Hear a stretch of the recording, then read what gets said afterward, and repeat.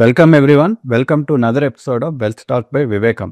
అంటే గత కొన్ని వారాల్లో మనం ఎక్కువ వరకు పోర్ట్ఫోలియో లేకపోతే ఫండమెంటల్స్ యొక్క కైండ్ ఆఫ్ స్ట్రక్చర్ ఎలా చేసుకోవాలి మనం పోర్ట్ఫోలియో గురించి టాపిక్స్ డిస్కస్ చేస్తూ ఉన్నాం. కాబట్టి ఈ వారం మళ్ళీ కొంచెం ఎకానమీ వైపు దృష్టి పెట్టి అంటే జనరల్గా global level and Indian level economy అంటే న్యూస్ అండ్ అప్డేట్స్ అండ్ వారి గురించి మనం ఎలా ఇంటర్ప్రిట్ చేసుకోవాలి గురించి కొంచెం ఎక్కువ ఫోకస్ చేద్దాం ఇవాళ రోజు.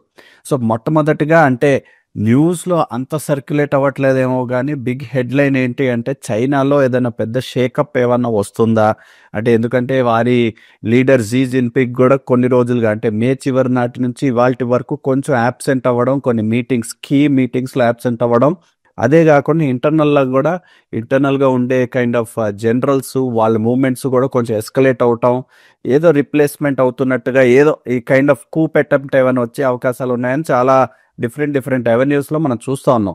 అంటే ఇంత పెద్ద కంట్రీ అయిన చైనా, గ్లోబల్ లెవెల్లో డామినెంట్ ప్లేయర్ అయిన చైనాలో కొంచెం ఇలాంటి ఇన్స్టెబిలిటీ వచ్చినట్లయితే అంటే more important because China is the leader in the BRICS initiative. ఆ బ్రిక్స్ ఇనిషియేటివ్స్ని ముందు తీసుకెళ్ళడానికి ఆల్టర్నేట్ కరెన్సీ చేద్దామని అమెరికాని కొద్దో గొప్ప అట్లీస్ట్ ఎదుర్కొని కొంచెం ఏర్పాట్లు చేద్దామనే ఉద్దేశంలో ఉన్న ఈ సమయంలో చైనాలో కొంచెం ఇన్స్టెబిలిటీ వస్తే అంటే గ్లోబల్ లెవెల్లో ఎలా ఉంటుంది అంటే ప్రసాద్ గారిని అడిగి just will take a view on what may happen if this is true. ఎప్పుడు కూడా యశ్వంత్, చైనా లాంటి కంట్రీకి కనుక దెబ్బ తగిలితే మనం పక్కన ఉంటాం కాబట్టి వాళ్ళకి పోయే బిజినెస్ అంతా ఇండియాకు వస్తుంది కాబట్టి ఇండియన్ స్టాక్ మార్కెట్ పెరుగుద్ది అనుకోవటం కొద్దిగా అసంబద్ధమైన వాదన. ఎందువల్లనంటే చైనాలో కనుక అటువంటి ఇన్స్టెబిలిటీ వస్తే దాని యొక్క రామిఫికేషన్స్ మొత్తం ప్రపంచం మొత్తం మీద పడతాయి. అందువలన ఒకవేళ ఆర్డర్లు ఇండియాకు వచ్చిన ప్రొడక్షన్ ర్యాంపప్ చేయలేరు, పైగా మనకి కావాల్సిన ముడి సరుకులు అంటే ఫార్మాస్యూటికల్కి కావాల్సినవి, రేర్ ఎర్త్ మ్యాగ్నెట్స్ కానీ రకరకాల వస్తువులు చైనా మీద డిపెండ్ అయినమాట వాస్తవం. అందువల్ల అది ఫుల్గా బయటకు వస్తే కానీ మనం యాక్షన్ ఎలా ఉంటుందో చెప్పలేము. ఒకటి. రెండవది, ఒకవేళ షీ జిన్పింగ్ని తీసేసినా కూడా మనం గమనించాల్సింది ఏంటంటే నెక్స్ట్ రాబోయే లీడర్ కమ్యూనిస్ట్ పార్టీ కనుక సెలెక్ట్ చేస్తే అతను ఏమన్నా సాఫ్ట్గా ఉంటాడా ఇండియా వైపు అంటే ఉండే అవకాశాలు తక్కువ. అందువల్ల ఇండియాకు వచ్చేటువంటి అడ్వాంటేజ్ ఏముండదు. కానీ మొత్తం గ్లోబల్గా మాత్రం డాలర్ డామినెన్స్ తగ్గిద్దాము అని బ్రిక్స్ కంట్రీస్ కొద్దిగా నడుము కట్టి ముందుకు దూకుదాం అనుకునే సమయంలో ఇటువంటి ఇన్స్టెబిలిటీ కొద్దిగా దాన్ని డిలే చేస్తాయి. అంటే డాలర్ డామినెన్స్ ఇంకా కొన్ని రోజుల పాటు కంటిన్యూ అయ్యే అవకాశం గ్యారంటీగా ఉంటుంది. సో ఆల్టర్నేట్ కరెన్సీ వెంటనే ఫామ్ అవటం ఉండదు కాబట్టి ఖచ్చితంగా కొద్దిగా గొప్ప అమెరికాకి లాభంగానే ఉంటుంది, కానీ ఇండియాకి పెద్దగా లాభం ఉంటుందంటే ప్రస్తుతం ఉన్నటువంటి సంకేతాలను బట్టి చూస్తే మనకు ఆ రకంగా ఆలోచించడానికి ధైర్యం సరిపోవట్లేదు. రైట్ అండి. అండ్ నెక్స్ట్ మనం అంటే గ్లోబల్ లెవెల్ గురించి మాట్లాడుతున్నాం కాబట్టి అంటే న్యూస్లో చాలామంది ఇప్పుడు చూసుండొచ్చు మనం US to impose 500% tax if buying Russian oil are importing Russian oil అని న్యూస్లో హెడ్లైన్స్లో చూసుండొచ్చు. మేజర్గా మనము చైనా అంటే మన ఈ ప్రాంతాల్లో ఉండే దేశాలు కాస్త యూరోపియన్ యూనియన్లో ఉండే దేశాలు కూడా చాలా ప్రిడామినెంట్గా రష్యా వైపు ఫోకస్ పెట్టి ఇటువంటి kind of instability time Iran అప్పుడు ఇన్స్టెబిలిటీ వచ్చినా కూడా ప్రొడక్షన్ని ర్యాంప్ అప్ చేసుకుని రష్యా నుంచి ఎన్నో రోజులుగా ఆయిల్ని ఇంపోర్ట్ చేసుకుంటూ ఉన్నాం. సో ఒక పక్క మన గ్లోబల్ లెవెల్లో కాకపోయినా అమెరికాతో ట్రేడ్ డీల్ ఏమో కొంచెం దగ్గరలో ఉంది. అట్లీస్ట్ కీ ఫ్యాక్టర్స్ వరకు మనం ఈ ట్రేడ్ డీల్ గురించి డిస్కస్ చేసి ఏవైతే మనం ఈసారికి అవ్వలేదో లేకపోతే ఇంకా కొంచెం క్లారిటీ రాని సెక్టర్స్ ఏవైతే ఉన్నాయో అవి పోస్ట్పోన్ చేసే అవకాశాలు ఉన్నాయని కొన్ని న్యూస్ చూస్తూ ఉన్నాం. బట్ ఇన్ జనరల్ ఇంత పెద్ద ట్యాక్స్ విధించి మనలాంటి very very dependent on Russian oil around 40 to 45% మనం ఇంపోర్ట్ చేసేది రష్యా నుంచే. సో అంత పెద్ద టారిఫ్ కానీ ఇంపోజ్ చేస్తే ఐ థింక్ ఇండియాకి చాలా పెద్ద దెబ్బ పడే అవకాశం ఉంది. అసలు నిజానికి దాని ఇంపాక్ట్ ఎంత ఉండొచ్చు అండ్ మోర్ సో అమెరికా కూడా వారు చెప్పిన కైండ్ ఆఫ్ స్టాండ్స్ని ఎండ్ వరకు తీసుకెళ్తారనే నమ్మకం మనం భావించచ్చా, లేకపోతే వాళ్ళు కూడా అటు ఇటు ఎవరికే స్టేట్మెంట్ ఇచ్చి బెదిరించి కైండ్ ఆఫ్ ఫేవరబుల్ టర్మ్స్ కోసం చేసేదేనా భావించాలి మనం? ఖచ్చితంగా నువ్వు ఆఖరి రోజు చెప్పిన మాట ప్రకారం బెదిరించడానికి వాడే సాధనమే తప్పితే ఆచరణకి అసాధ్యం దాదాపుగా అటువంటి సంగతులు చేయటం.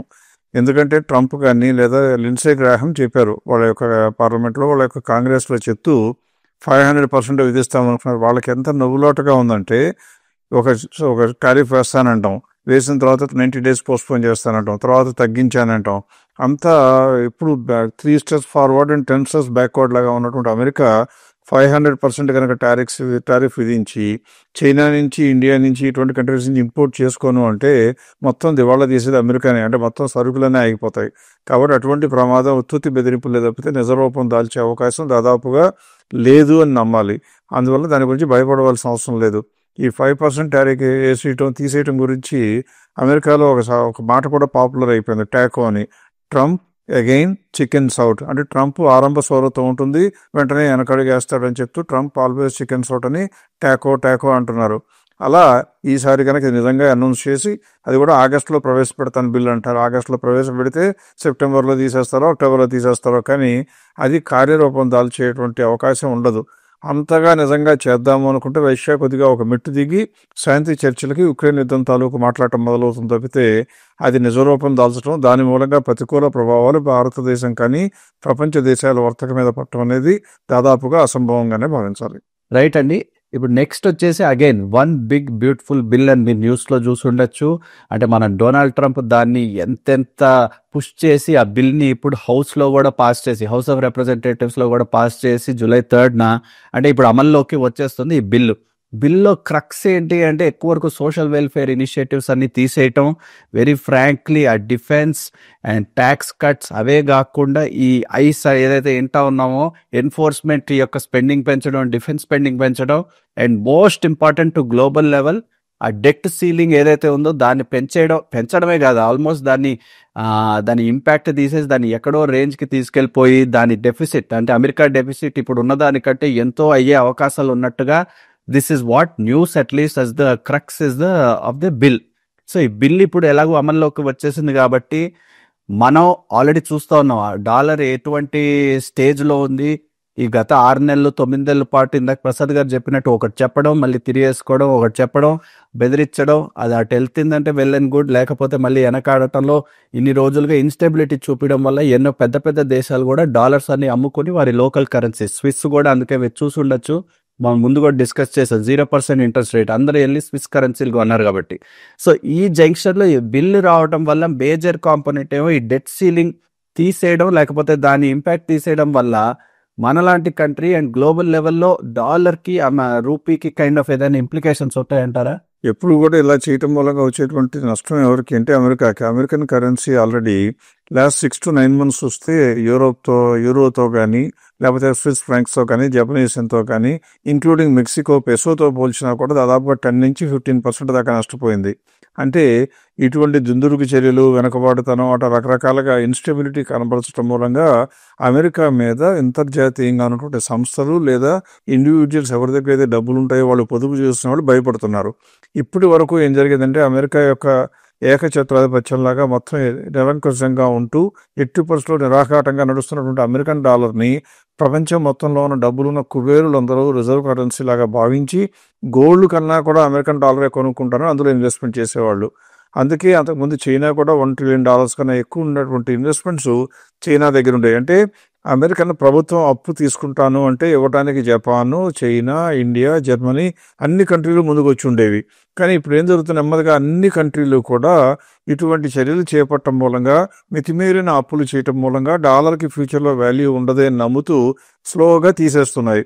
ప్రస్తుతం జపాన్ ఇంకా ఉంది, కానీ చైనా తగ్గించేసుకుంది. యూకే కూడా ఉంది. First Japan, second UK, third China ఉన్నాయి. అవన్నీ కూడా $1 trillion కన్నా ఎక్కువ, కొద్దిగా $800 billion, $700 billion. అంటే ఇలా మిగతా కంట్రీస్ తీసుకోవడం మొదలైతే ఏమవుతుంది, అమెరికాలో విపరీతంగా ఒత్తిడి వస్తుంది. అంటే రేట్లు కొద్దిగా తగ్గితే ఏమవుతుంది, ఇండైరెక్ట్గా ఆ యొక్క గవర్నమెంట్ డెట్కి ఇంట్రెస్ట్ తీసుకోవాలి అంటే ఏ గవర్నమెంట్ కనుక డబ్బులు యూఎస్ గవర్నమెంట్కి ఇవ్వదు అంటే వాళ్ళ బారోయింగ్ కాస్ట్ పెరిగితే దాని ఇంపాక్ట్ అమెరికన్ నెత్తిన పిడుగులాగా పడుతుంది. అంటే అమెరికన్ సిటిజన్స్కి రాబోయే రోజుల్లో వచ్చేటువంటి ఉత్పాతం చాలా పెద్దది. అందువల్ల ఈ చర్యల మూలంగా మితిమీరిన అప్పులు తీసుకోవటం, రిచ్ పీపుల్కి ఏమో ఎక్కువ హెల్ప్ చేయటం, ఎన్ని రకాల ట్రంప్ చెప్పినా కూడా దాని నెట్ ఎఫెక్ట్ మాత్రం అమెరికన్ సిటిజన్స్ మీద చాలా భారంగా రాబోతుంది. అందువల్ల రాబోయే రోజుల్లో ఇన్ఫ్లేషన్ రావటం, ఇలాగే కనుక జరిగితే, ఇటువంటి చర్యలే కనుక చేపడుతూ ఉంటే ట్రంప్ 4 సంవత్సరాలు పదవీ కాలం పూర్తి చేసుకుంటారు అనేది కూడా అనుమానించవలసి ఉంటుంది. కాబట్టి దిస్ ఈజ్ ఆల్ నెట్ చూస్తే very big negative for America. మనకు వచ్చిన అడ్వాంటేజ్ డిసడ్వాంటేజ్ అని చూస్తే మన ఎక్స్పోర్ట్స్ ఇన్కమ్లో డాలర్లు వచ్చే తగ్గచ్చు, ఎందుకంటే కరెన్సీ రేట్లో యూఎస్ డాలర్ రేట్ పడిపోతుంది కాబట్టి. కానీ ఎవరు మనం ఇంపోర్ట్ చేసినటువంటిదంతా కూడా మనకు తక్కువకు వస్తాయి. పైగా ప్రపంచంలో ఉండే వర్తకంలో మేజర్గా డాలర్లో డినామినేట్ చేస్తుంటే ఇంపోర్ట్ డిపెండ్ అయిన ఇండియాకి, అంటే ఎప్పుడు కూడా మనం ఎక్కువ ఇంపోర్ట్ చేస్తున్నది ఎక్కువ, ఎక్స్పోర్ట్ చేసేది తక్కువ. అందువల్ల ఇండియాకి కొద్దిగా గొప్ప లాభం వస్తుంది. సో డాలర్ పడిపోవటం మూలంగా అంతర్జాతీయ ఆర్థిక వ్యవస్థ అతలాకుతలమైన భారతదేశానికి వచ్చే నష్టాలు తక్కువగానే ఉంటాయి, కానీ ఎక్కువగా మాత్రం ఉండే అవకాశం లేదు. రైట్ అండి. ఇందాక చెప్పినట్టుగా ఈ బిల్లో కూడా మేజర్ కాంపొనెంట్ వచ్చి అమెరికా వారి పెద్ద పెద్ద డిఫెన్స్ బడ్జెట్స్ కూడా అనౌన్స్ చేయటం, వాటిని కూడా అంటే పుష్ లాగా భావించి అనౌన్స్ చేయటం ఒక పక్క అయితే, మన దగ్గర అఫ్ కోర్స్ గ్లోబల్ లెవెల్లో అందరూ వారి డిఫెన్స్ బడ్జెట్స్ని ఎంతో స్ప్రూస్ అప్ చేస్తున్నారు. అంటే యూరోపియన్ యూనియన్ కూడా అంటే 3 to 4% of their GDP should be spend for defence అని చెప్పడం, ఆ కైండ్ ఆఫ్ అనౌన్స్మెంట్స్ రావటం. అండ్ అట్ దిస్ జంక్షన్ మన దగ్గర చూస్తేనేమో రాజ్నాథ్ సింగ్ గారు కూడా వచ్చేసి మొన్న అరౌండ్ 1 lakh crore వచ్చేసి మనం డిఫెన్స్ అప్గ్రేడ్స్ రిలేటెడ్ స్పెండింగ్కి ఖర్చు పెడుతుంది గవర్నమెంట్ అని అనౌన్స్ చేయటం కూడా మనం చూసాం. ఎందుకు మేజర్ కాంపోనెంట్, ఎందుకు ఇది rather I'm talking about this అంటే మన ఇన్వెస్టర్స్కి, మన వ్యూవర్స్ అందరికీ కూడా చాలా చాలా ఇంట్రెస్ట్ ఉండే డిఫెన్స్ సెక్టర్లో ఆల్రెడీ మనం చూసాం కొన్ని రోజుల క్రితం ఆ ఆపరేషన్ సింధూర్ అప్పుడు బాగా పెరుగున్న స్టాక్స్, ఆ తర్వాత మూమెంట్ ఎలా ఉండింది అంటే ఈ గత నెలన్నరలో ఎలా ఉండిందో కూడా మనం చూసాం. So at this junction overall governments global లెవెల్లో చూస్తేనేమో స్పెండింగ్ అందరు పెంచాల్సిన అవసరం ఉందని చెప్తా ఉన్నారు. స్టాక్స్ పరంగా చూస్తేనేమో వాటిల్లో ఇంకేమైనా వాల్యూ ఉందంటారా, లేకపోతే ఆల్రెడీ అన్నీ ఎక్కడో ఫేర్ ప్రైస్ మించి హై లెవెల్లో ట్రేడ్ అవుతున్నాయి at this junction? So better to stick to fundamentals అనే ప్రిన్సిపల్ ఆ కైండ్ ఆఫ్ లాజిక్లో వెళ్ళడమే బెటరా? డిఫెన్స్ సెక్టర్ గురించి రాజ్నాథ్ సింగ్ గారు అనౌన్స్ చేసింది చిన్న అనౌన్స్మెంట్ కాదు. 1,05,000 కోట్ల రూపాయల వరకు కొత్తగా ప్రొక్యూర్మెంట్ చేయడానికి ఆర్డర్స్ ఇస్తాము అని చెప్తున్నారు. అంటే టోటల్ ఇండియా బడ్జెట్ 7 లక్షల కన్నా తక్కువ, 7 లక్షల కోట్ల కన్నా తక్కువ, 6.58 lakh crores ఎంత ఉంటుంది. అంటే ఆల్మోస్ట్ 16% ఆఫ్ దట్ ఒక అనౌన్స్మెంట్ ఇచ్చారు. అంటే అర్థం ఏంటంటే రాబోయే రోజుల్లో యుద్ధానికి సైనికులు వెళ్ళి ఫైరింగ్లు, గన్లు, ట్యాంకులు తీసుకెళ్లే యుద్ధాల కన్నా ఎక్కువ కూడా ఎలక్ట్రానిక్ వార్ఫేర్, డిజిటల్ వార్ఫేర్ జరగబోతుంది. అందువల్ల ఆ ఎక్విప్మెంట్ ప్రొక్యూర్ చేసుకోవాలి. Missiles, inter continental ballistic missiles, ఇలా రకరకాల ఆర్మరీ అంతా కూడా తయారు చేసుకోవాలి. అయితే మనం గమనించాల్సింది ఏంటంటే ఇలాంటి ఊపు వచ్చినప్పుడు, అంటే యుద్ధం వచ్చినప్పుడు, యుద్ధంలో ఏమైనా ఉత్పాతం వస్తుందేమో తెలియదు, కానీ యుద్ధానికి వచ్చేటప్పటికి ఆర్డర్లు ఎక్కువ వస్తాయని డిఫెన్స్ సెక్టర్లో షేర్లు అన్నీ కూడా పెరిగాయి. మనం ఏం చేద్దామంటే ఇటువంటి జోరు ఒకప్పుడు కూడా కనపడింది. ఫర్ ఎగ్జాంపుల్ లాస్ట్ ఇయర్ జూలైలో, అంటే మనం ఇప్పుడు జూలైలో ఉన్నాం కాబట్టి 2024 జూలైలో చూసినట్లయితే ఆ సమయంలో రైల్వేస్ని, డిఫెన్స్ని పట్టుకోవాలంటే కూడా కాలిపోయేదంత స్పీడ్గా పెరిగిపోయాయి. ఇన్వెస్టర్స్ అందరూ విపరీతంగా దానిలో దూకి ఇంకా దూకి అంత డబ్బులన్నీ అందులోనే పెట్టేశారు. అప్పటి నుంచి ఏం జరిగిందో ఒకసారి చూద్దాం. ఆ తర్వాత మనం చూడవలసింది ఏంటంటే ఆ సమయం నుంచి లాస్ట్ జూలై నుంచి ఈ జూలై వరకు చూస్తే మధ్యలో బాగా పడిపోయిన డిఫెన్స్ షేర్లు ఎందుకు పడిపోయినాయో మనకు తెలియదు. చూద్దాం, ఒకవేళ లాభాలు పడిపోయినాయో చూద్దాం. తర్వాత ఇప్పుడు డిఫెన్స్ సెక్టర్లో ఏదైనా కొనుక్కోవడానికి అనువుగా మన అంచనాల ప్రకారం, అంటే పనితీరు బాగుండి ఫెయిర్ వాల్యూనేమో ఎక్కువ ఉండి, ఆ ఫెయిర్ వాల్యూ కింద కరెంట్ మార్కెట్ వాల్యూకి 30% గ్యాప్ ఉండి కొనుక్కోవడానికి వీలుగా ఉన్నాయో కూడా చూసే ప్రయత్నం క్విక్గా చేద్దాం. ఇప్పుడు నా స్క్రీన్ షేర్ చేస్తున్నాను.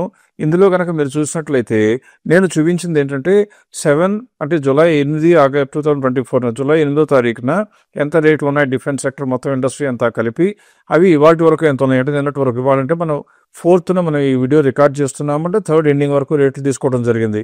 చూస్తే 6.78% పడిపోయినాయి. ఇది 2,500 కన్నా మార్కెట్ క్యాప్ ఎక్కువ ఉన్న స్టాకులో ఎన్ని ఎలా పెరిగినాయని చూస్తే అన్నీ కలిపి కూడా 6.78% పడిపోయినాయి. ఇదే సమయంలో ఇండెక్స్ ఎంత తగ్గిందా అని చూస్తే సెప్టెంబర్లో, అంటే సెప్టెంబర్ 2024లో పీక్ వెళ్ళిపోయినాక తగ్గిన, ఇప్పుడు చూస్తే లాస్ట్ ఇయర్ జూలైతో కనుక పోలిస్తే నిఫ్టీ ఏమో 4.46% పెరిగితే డిఫెన్స్ సెక్టర్లో ఉన్న అన్ని షేర్లు కలిపి 6.78 తగ్గాయి. ఇందులో మ్యాక్సిమం ఏమేమి తగ్గాయని చూస్తే JNK, shipping land, idea forge technology, Cochin ship yard, happy forging, ఇవన్నీ కూడా చూడండి 20%, 30% చాలా తేలిగ్గా పడిపోయి ఒక్క 1 yearలోనే. అలాగే కొన్ని 1-2 పెరిగాయి. జెన్ టెక్నాలజీస్ హైదరాబాద్ బేస్డ్ కంపెనీ చూస్తే 40% పెరిగింది. సోలార్ ఇండస్ట్రీస్ 37% పెరిగింది. భారత్ ఎలక్ట్రానిక్స్ మిసైల్స్లో ఉంది కాబట్టి 27% పెరిగింది. నెసగాన్ డాక్ మళ్ళీ పెరిగింది 17.8%. అంటే రెండు వైపులా ఎక్స్ట్రీమ్ ఉన్నాయి. జరిగింది ఏంటంటే ఇటువంటి జరగడానికి కారణం ఇండస్ట్రీ మొత్తం మీద కలిపి లాభాలు ఏమైనా తగ్గినాయా అని కూడా మనం చూడటం మంచిదవుతుంది. ఇప్పుడు మీరు స్క్రీన్ మీద చూస్తుంటే మీకు కనపడేది ఏంటంటే ఈ కాలంలో, అంటే జూలై 8, 2024 నుంచి వాటి వరకు చూస్తే ఆ డిఫెన్స్ కంపెనీలో అన్ని కంపెనీలు కలిపి 17% ప్రాఫిట్ పెంచుకున్నాయి. కానీ అదే సమయంలో మార్కెట్ ప్రైస్ ఎంత పెరిగిందని చూస్తే జూలై నుంచి మొదలుపెట్టి మార్చికి వచ్చేటప్పుడు విపరీతంగా పడిపోయినాయి డిఫెన్స్ సెక్టర్లన్నీ. అంటే అప్పట్లో ఉన్నటువంటి ఫియర్ ఆఫ్ మిస్సింగ్ అవుట్ అంతా పటాపంచలైపోయి అందరూ భయపడి వదిలి పారిపోయే రోజుల్లో బాగా పడిపోయాయి. మళ్ళీ యుద్ధం రాగానే మళ్ళీ మొత్తం కూడా పెరిగి వచ్చి మళ్ళీ క్యాష్ అప్ అయిపోయి కేవలం 3% పెరిగింది. అంటే లాస్ట్ జూలై నుంచి ఈ జూలైకి ఆ ఇండస్ట్రీ మొత్తం మీద 17% ప్రాఫిట్ పెరిగితే ప్రైసెస్ మాత్రం కేవలం 3% పెరిగాయి.